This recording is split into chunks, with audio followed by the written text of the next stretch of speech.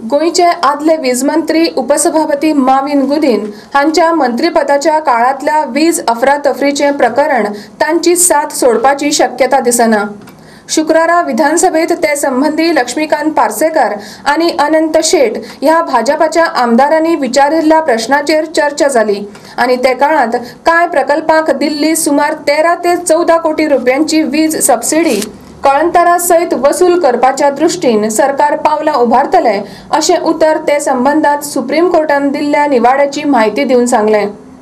2002 वर्साक सभाघरान मंजूर केल्लो वसुली कायदो वैध असा म्हणपाचो निवाडो सुप्रीम कोर्टान दिल्ल्यान ही कारवाय जातली असे वीज मंत्र्यांनी सांगले। 15 जून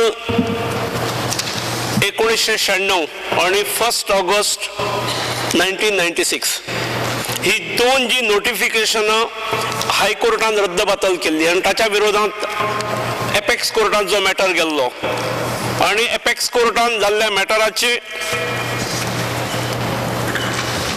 हायलाइट्स विचारलेले, डिटेल्स विचारलेले। जी दोन नोटिफिकेशन हायकोर्टान कॅन्सल केली, मागीर सुप्रीम कोर्टान वयतकीर ती दोन नोटिफिकेशन इल्लीगल आणि ab initio null and void केली।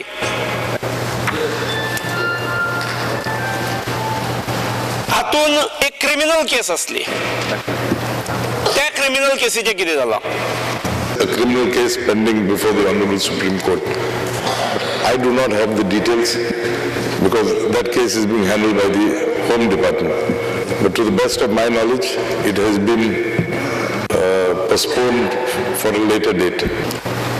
ही सरकारची दोन नोटिफिकेशन इतली illegal ab initio null and void करपाक कारण कितें?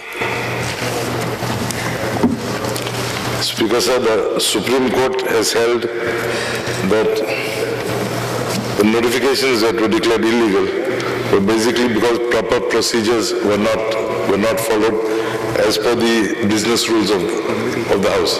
हांव हे स्पीकर सर हांव कित्याक उलयता?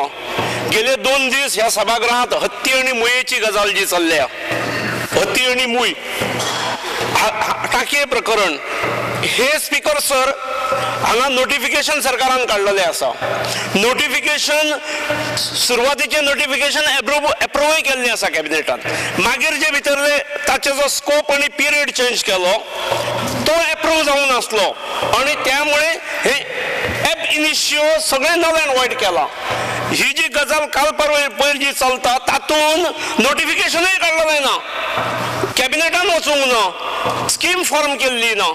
हो म्हाका दिसता सरकारान हेचेर विचार करचो, म्हणजे खंयचीच गजाल जशी कॅबिनेटाक वचचे शिवाय फुडें वचूं शकना।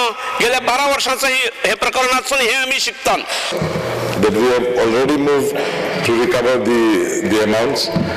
A notification was issued as recent as 27th January, wherein we have, upon publishing of this notification, we will now start the process of recovering the amounts from all the parties that had been paid this subsidy, which the Supreme Court has held illegal.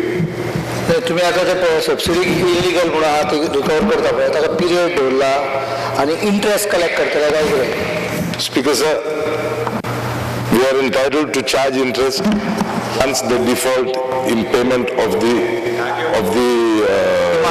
demand. So I would request the August House to give us 30 days, by which I assure you the notices would be sent to the parties. What is the amount involved of recovery? I'm not asking the total scope. The amount of recovery will be about 13 to 15 crores, 13 crores something.